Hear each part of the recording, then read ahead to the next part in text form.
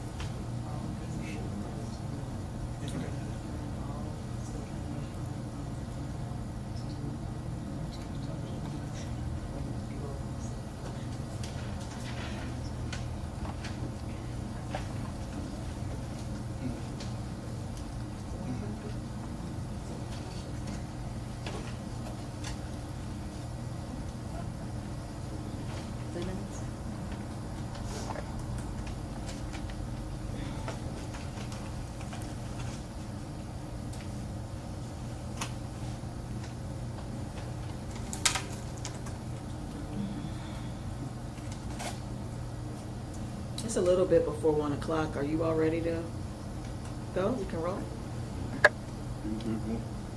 Yes? Okay. Well, good afternoon. My name is Kelly Joseph, and I'm the superintendent for our St. Helena Parish School District. Our community is at a loss right now. We are devastated. We're still trying to process what occurred on Tuesday.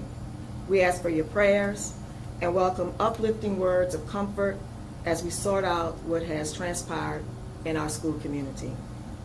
While we cannot share any specific details of this ongoing investigation, we can share that the incident occurred at the end of our normal school day. While our learners were being dismissed from their last block class, going to football or band practice, or boarding their buses to go home, gunshots rang out in the football stadium parking lot located on the south side of the school, where kids who drive to school park their cars. Administrators and teachers who were on duty at the back of the campus, or east side of campus, where our bus loading zone is located, immediately sprang into action to get all the kids who were outside in a secure location. Out of respect for the families and the ongoing investigation by law enforcement, we are not releasing the names of the individuals involved in the incident at this time, and we will not do so until permission has been granted by the family. We have been in contact with the families, but as you can imagine, stating that they are going through a difficult time at this moment is an understatement. So once again, I am not sharing information about them or their children until given permission to do so. We are working alongside law enforcement's ongoing investigation and will share additional information once their investigation concludes. I ask for your patience and understanding as this investigation unfolds. We value transparency, and we also want to provide accurate information and avoid speculation and unfounded rumors. After consulting with our school board, we developed next steps that included our employees returning to work today to prepare for our learners and receive grief counseling. We also used this day to begin the investigation about the events that led up to the incident. We are interviewing staff and collecting information from them regarding that allegation and will pass it on to authorities once our investigation is complete. There's been a change to the return date of our learners. They will return on Tuesday of next week. After speaking with Dr. Alicia Cyprian, Chief Executive Officer for Southeast Community Health Systems, we made the decision to allow for more time for our employees to seek mental health support. The prayer service has also been pushed back to Tuesday, and mental health support will be available to all learners, and we will have additional police presence on our campuses on Tuesday. The balloon release that will still take place this Friday evening at 6 p.m. at the stadium in lieu of the football game that was canceled. It is natural for there to be some apprehension about returning to school. However, I want to ensure you that we work to keep our learners and employees safe every day. For example, thanks to the Stronger Connections grant provided by the Louisiana Department of Education, We recently installed a new digital sign-in system that tracks all visitors on our campuses, and we are in the process of upgrading our security cameras to the latest technology. We do not have a resource officer on our campuses, but we utilize the free Rave panic button system provided by the governor's office that alerts key personnel when unwanted activities occur during the school day. We formed a CAPS program last school year. CAPS stand for Community Action to Protect Our Schools. These are volunteers from the community who we asked to come and monitor our hallways and serve as an additional layer of protection for our kids during the school day. Our classroom teachers have written protocols in our crisis response plan, and we have drills to prepare our learners for those various emergencies. To the St. Helena community, a senseless tragedy that we have seen on campuses around the nation struck here at home. What should have been a routine afternoon dismissal Tuesday at our school turned into a day that has shaken our close-knit community to its core. But we are strong, and as we mourn, we are also taking steps to bring our community together around ensuring the continued safety and well-being of our schools, our learners, and our employees. I'd like to thank everyone who offered their prayers, kind words, and support during this extremely difficult time.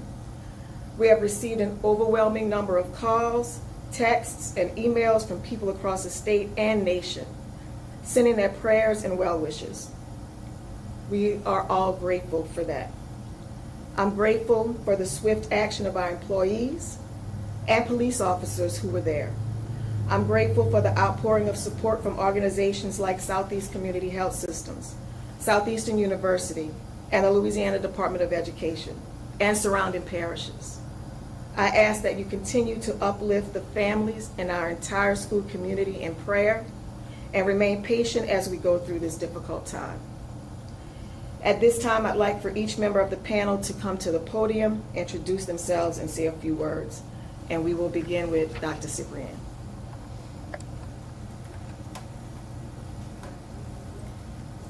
Good afternoon. Southeast Community Health Systems, a federally qualified health center who has locations at each of the 3 freestanding schools in the district, as well as a freestanding clinic in this community, has worked alongside Superintendent Joseph, as well as with local agencies, some of which she has already identified, to provide mental health, crisis, and trauma services to this community. We have spent the morning with the employees. We'll spend tomorrow with the employees, working with them on protocols that they can use as they welcome learners back to school on Tuesday of next week. There is distress in the community, and we will work with them as long as needed to ensure, to the best of our ability, that their emotional and mental well-being is settled. We will also provide services on Saturday and Sunday at the freestanding clinic at 490 Sitman Street from 10 a.m. to 2 p.m. for both grief and trauma counseling services.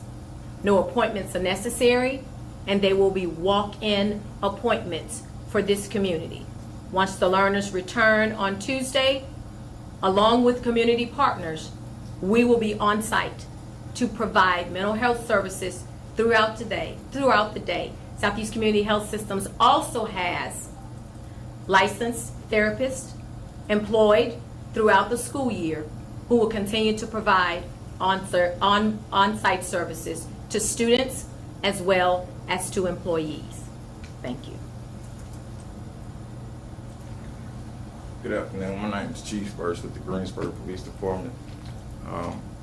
Through this tragic event, we're going to get through it. I'm going to continue to give our resources to the school, and anything they need, we will have officers there. Anything the school needs, we will provide, and hopefully we can get through this and move forward.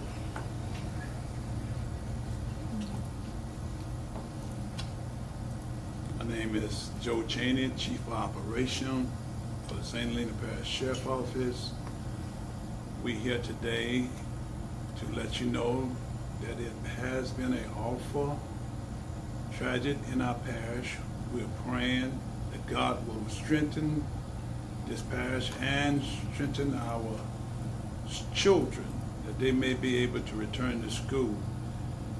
I want you to know that the investigation is still ongoing. There's a lot of unanswered questions that we are doing and interviewing individuals to throughout this investigation. So we just want you to know today that we are standing with the school. We are going to help provide security, scanners, metal detectors to make sure that our children are safe when they return to school. Thank you. Good evening. My name is Sheriff Williams, Sheriff of the St. Helena Parish Sheriff Office. Yes, it's been a tragedy in our community, but we stand fast and ready and firm with the superintendent in getting through this. This too shall pass, but in the meantime, we are going to work diligently with state police, the detective division, and long length investigation. And next week sometime we will do a press with the DA's office, and maybe we will have everything together. But right now, by dealing with juvenile, we wanted to hold back on everything. Don't want to handle the investigation, and just go day by day and get all the evidence, everything in place. Once we do that, the sheriff office will release a press conference with all the news reporters. But at this time right now, we're standing here today with the superintendent and with the community. But later, maybe next week sometime, probably next week in the first part of the week, we will get with the 21st District, Scott Perlew, our assistant DAs, Richard McShann, and we will have another press conference giving y'all the whole, in the community, the whole draw out of the complete investigation.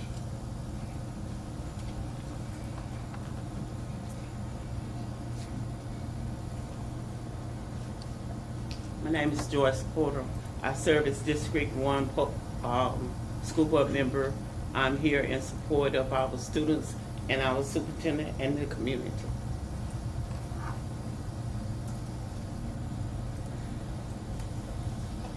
My name is Virginia Bell, Vice President of the School Board.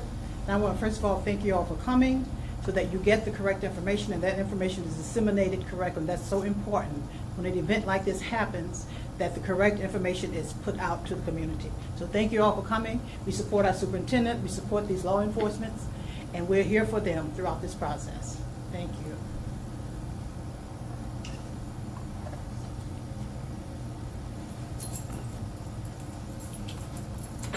Hello, my name is George Hughes.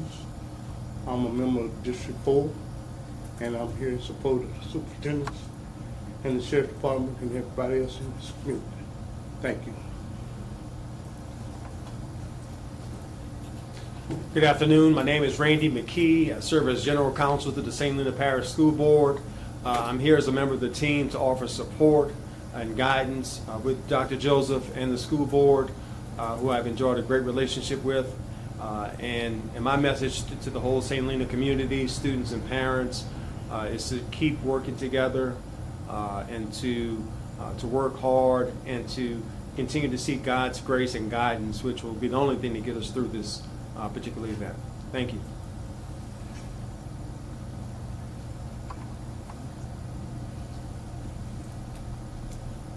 All right, are there any questions at this time? Can you all tell us exactly how the alleged suspect brought the gun on campus and where exactly did the gun come from, if you all can tell us? We're gonna delay that information because the investigation is ongoing at this time. Now, we know this is a small community and everyone pretty much knows everyone. Is there any concern of retaliation from either side in terms of families? At this time, we haven't got any calls of any threats to any family that was involved in this tragedies. And the Detective Division and also State Police, we are monitoring the Facebook page. We are monitoring all social media and seeing what key players, if any, involved on this. But at this time, we haven't had any kind of retaliation yet. Now, we were told this shooting was a cause of like bullying. Was the school aware of bullying? And if so, how long has it been going on? Were there any steps taken to address it, or was this even reported? All this is ongoing investigation, and we will release that at a later time. I will back that up too. I mean, could this shooting have been preventable? Because I've been told that bullying is a huge issue in your high school because you guys combine the middle school with the high schoolers, and that's allowing the youngins to be with their older kids, and it's really creating a problem. So is this something that may have been prevented? We don't know at this time. It's still an ongoing investigation. If it is, it should show in the investigation. What are the exact charges that the alleged suspect will face, and do you all plan to charge that person as an adult as well? I couldn't hear you, sir. Can you tell us the charges that the suspect will face, and do you all plan to charge that person as an adult? It's an ongoing investigation, but it look like the charge is going to be for second-degree murder.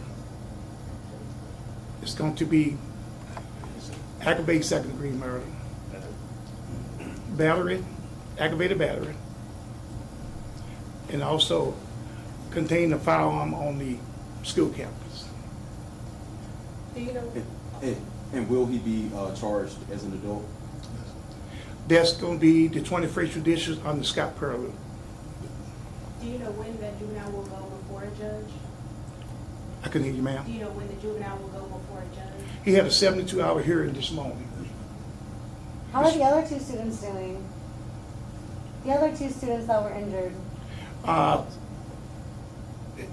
We haven't heard from the hospital yet on the other victim at this time, but the Detective Division is working closely with them.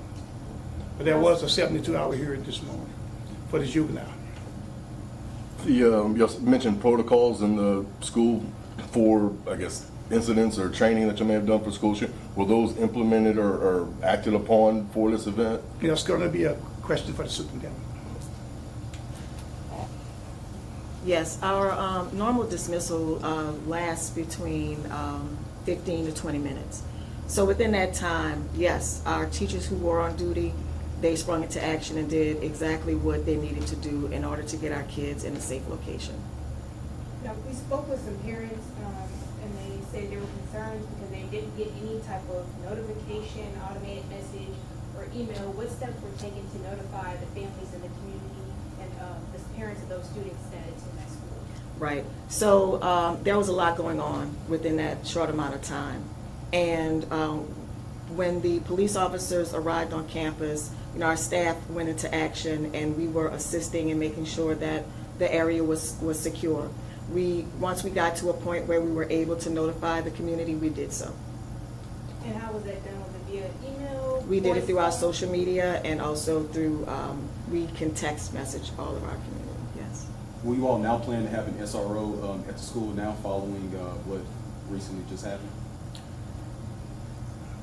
We are absolutely working on that. It would be, I believe, to our best interest if we did have one. But like I said, we're going to work with the Sheriff's Department to definitely work on that. How does this community start to heal? How do you start that healing process? Well, it starts with having relationships with Southeast Community Health Systems and other organizations that will provide mental health services to all of our employees and also our our learners and their families. And so we're very grateful to have that support from them. Like we said, today was the day that our employees returned, and they all day today are receiving the mental health services. And as a result of today, recognize that we do need to push the date of the school back to give our employees more time to process all what has happened. And going forward, how will you guys address bullying in your schools? So we already have protocols to address bullying. And you also have to understand that bullying doesn't just occur at school. Bullying can also occur within the community. And with social media and all of the other avenues in which kids can communicate with each other, a lot of times schools are caught off guard. And I would say that that could be a situation here, and it happens a lot, where our kids, communicate via social media. And they have all of these back and forth conversations and all kinds of things happening. And when they come to school, all of our employees are caught off guard because we are not aware, unless someone signals to an employee that, hey, look, something is happening. But we do have protocols in place, and we do take those protocols seriously, and we do what is necessary to ensure that our kids are safe on campus every day. Is there any advice to students or parents who have kids that are dealing with bullying, moving forward, some advice or some tips that they can use to prevent a situation like this? Well, the first thing they need to do is let us know. A lot of times kids endure that type of situation, and they don't notify an employee, they don't notify an adult.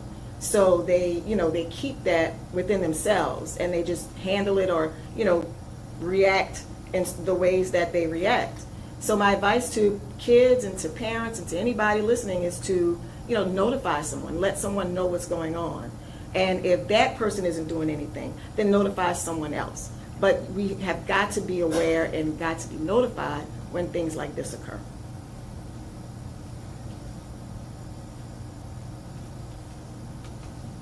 Any other questions? All right. Thank you all very much.